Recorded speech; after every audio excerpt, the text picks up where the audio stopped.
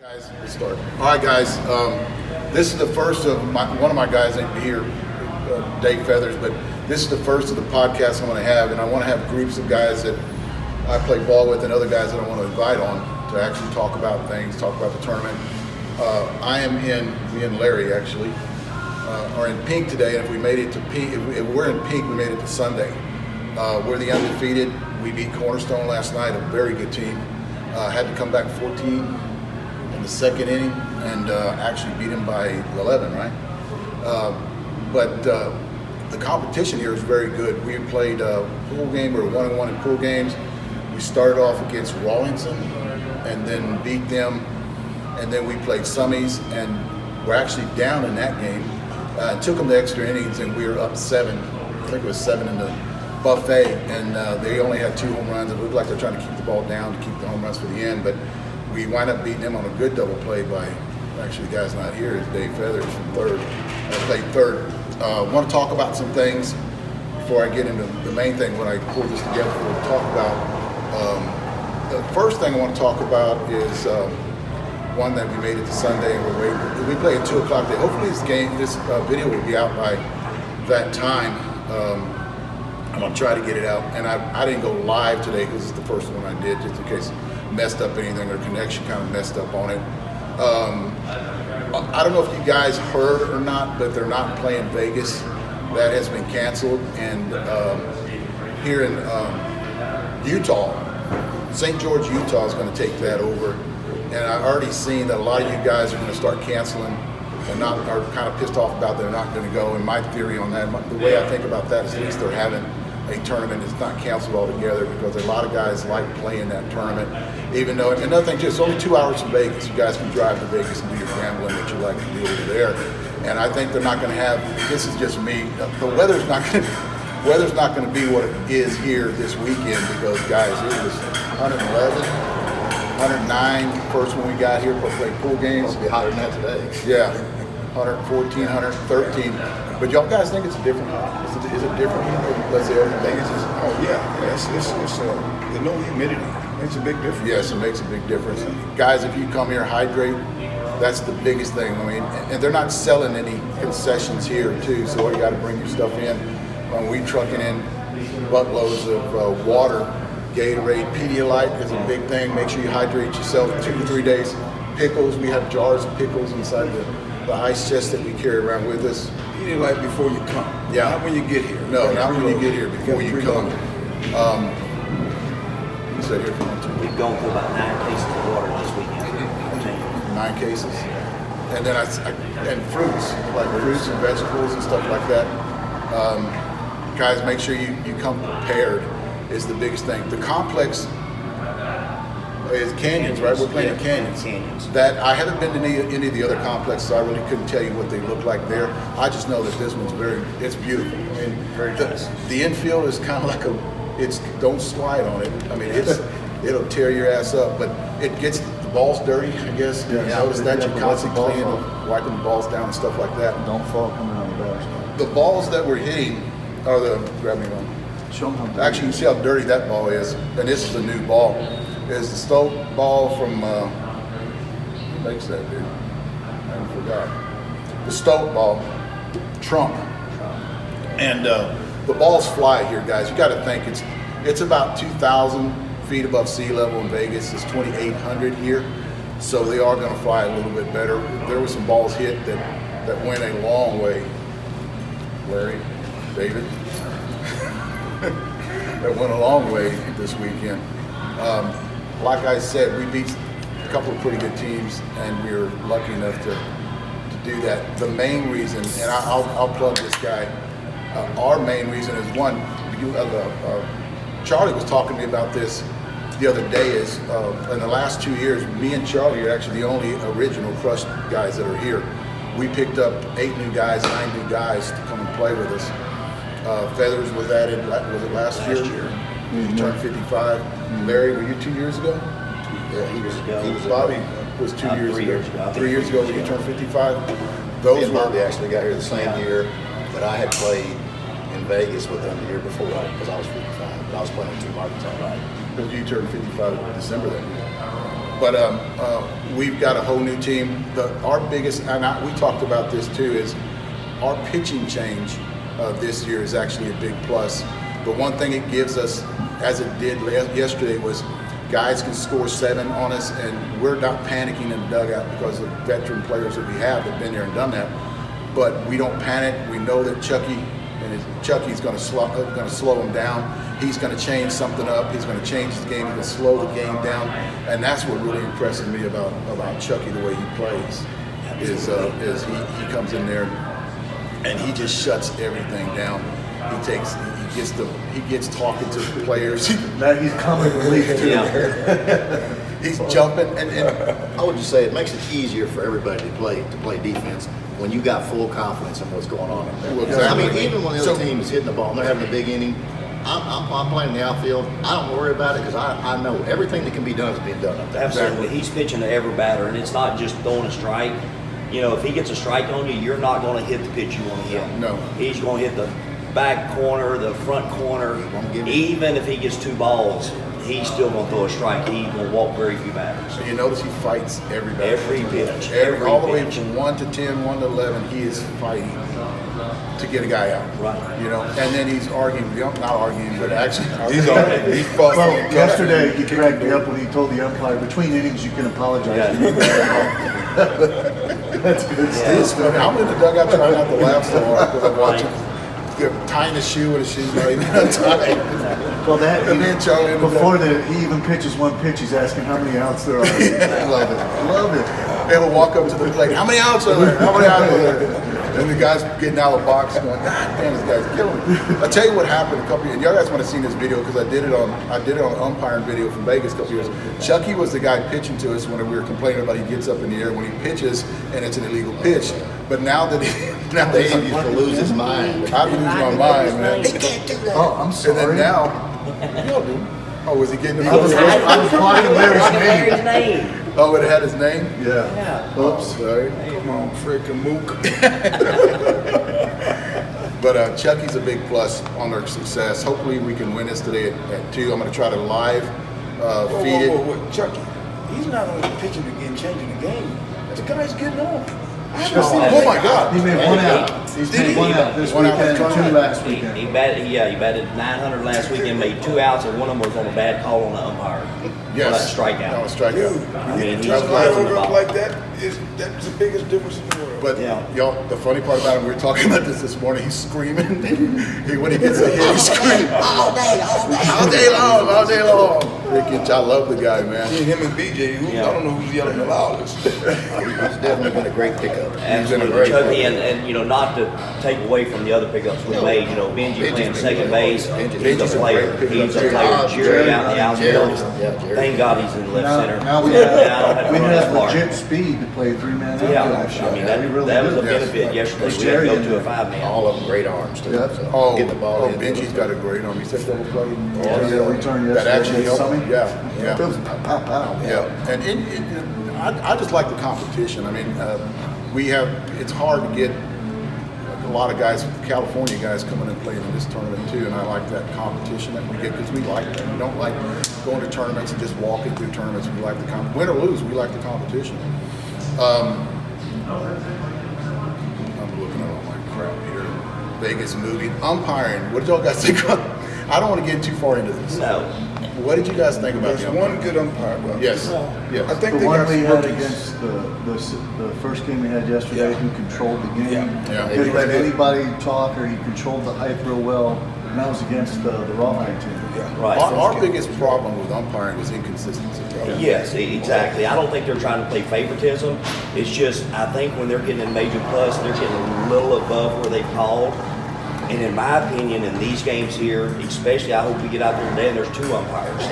We played a state tournament last week and they had 1 umpire, and he was, you could tell he was kind of out of his league trying to call major plus. Yeah. He just hadn't been there before. Well, Bob, we had last week in Grapevine, we had the the top 55 team in the state of Texas playing the top 50s team, playing Escobar for the state championship, and you got one umpire. Yeah. And I think both teams pay, what, $700 to get in that tournament? You got one umpire? You need two That ain't umpires. right. It ain't right. Absolutely. It's not right to the umpire, and it's not right to the teams. Absolutely. But last night, the undefeated, we should have had 2 umpires. Yes. Because we played 7 innings.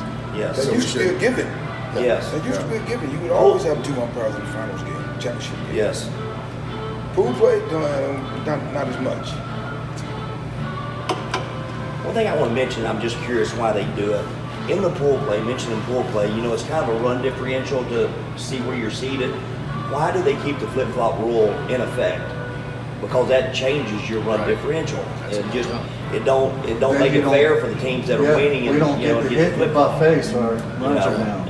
In my opinion, in the pool games, that flip-flop rule should be, you should not have that. Either that or Exactly. they should award you 10 runs or something. Cause That you or take flip-flop. the runs off that are scored that inning, something. Something. But, okay, the problem that I have with that is you're playing a 7-inning game like we did last night. Right.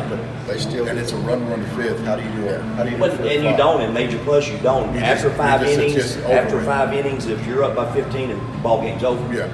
But in the pool games, if you're not up by 15, and sometimes the seeding is affected by a run differential, but yet they do a flip-flop rule, so it kind of a disadvantage for the team that's winning the game. Well, they go runs against. How many Right. runs have you given up? And if they're going to bat 7 innings anyway. Right. But, I see it your way. We're not getting the opportunity to score. The winning team is not getting, Right. I don't mean we, but the winning team's not getting the opportunity to score runs, Right. which is going to affect everything down the line, Yes. right? Mask. They do. You have to wear. It's pretty strict here, and I can understand why. Is you have to wear a mask at the ball field. You cannot be on the sidelines not wearing. They actually want you to wear a mask in the dugout, and they want the third base and first base coach to wear a mask. And the on deck. On the on-deck hitter to wear a mask, and the catcher to wear a mask. Now, that being said, when you're outside watching the games, they don't care.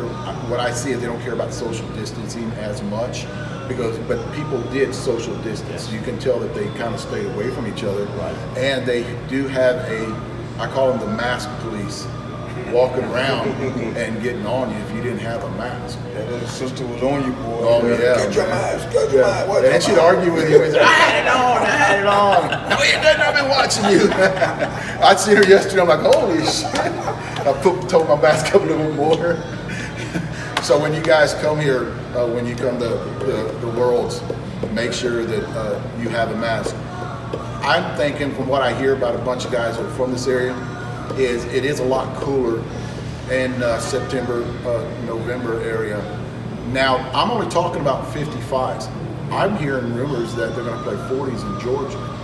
Did y'all hear anything about I that? have not heard about that. Yeah, and then I hear that 60s too. I'm just talking about 55s. I don't know anything about the 60s or the 40s where they're going to play. So that's one of the. Another thing too, I want to talk about this before I get to talk about Larry here in a minute. Shortage on balls. Oh yeah, yes. We tried to buy a dozen yesterday going into the winter bracket championship, and they only wanted us to buy 6 balls because they were running low on balls. We hit 9 home runs. We had like 5 left. How do you go into games like that where you're worried about how many balls? Yeah. We had the same problem last week in Texas State. Yeah. They ran out of balls Grapevine. in Grapevine.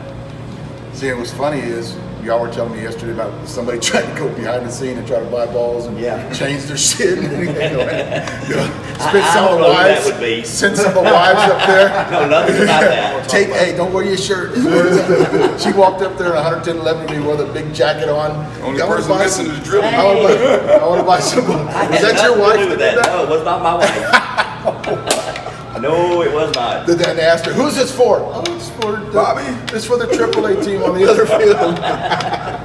And then she grabs him and takes him to the house and throws him. You did that to her, man? No, it was not you me. lying. That's I know who it was, but it was not me. It was your wife, man. It was other not my Bobby. wife. No, it was not So my you bought a wife. dozen and your wife would No, buy and that. she will be on your ass about this because it was not her. All right, this is the reason that I want to talk to you guys about this podcast was Larry has a charitable organization. Good morning, gentlemen. How are you doing? Good. Good luck today. Thank you, sir. Larry Carter. What is it called, Larry? LC's Helping Hands. LC's Helping Hands, and you're what you're doing is you're collecting equipment, any kind of equipment, fast pitch equipment, slow pitch equipment, bats, balls, uniforms, shoes. Not so much uniforms because if they're on a team. Yeah, that's right. Gloves, guys. Fielding gloves, and I know a lot of you seniors out there have these laying around. I know that because I do. In the garage, you know. Cleats. The one thing about like my wife played softball. I was going to talk to you about this the other day, but I'll just talk to you about it right now. Is the Solomon cleat? She bought probably 5 pairs of those and never wore them, and they're in her.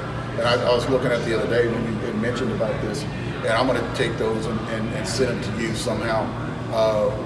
This has been out. This is not the only time you hear about this. There's other podcasts that have been talking about this, and Larry's all nervous because he's always going to have to get a U-Haul. U-Haul to go back to Oklahoma with everybody that was donating.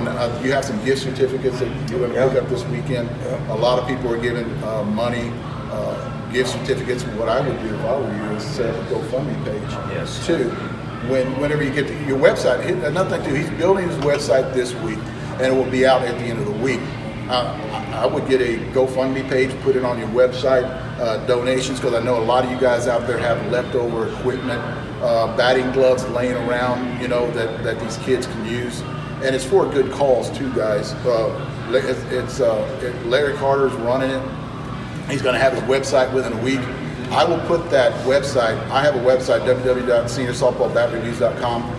His website will be on my front page, so if you want to get to it that way, I'll give information on when Larry gets his website on the next podcast, and I'll give you the address to that so you guys can look into that and start doing it. I think it's for a great cause that Larry has put together and is going to do this for kids that don't have that, that can't afford that, or just need different equipment to go on, and I think that's great that you're doing this.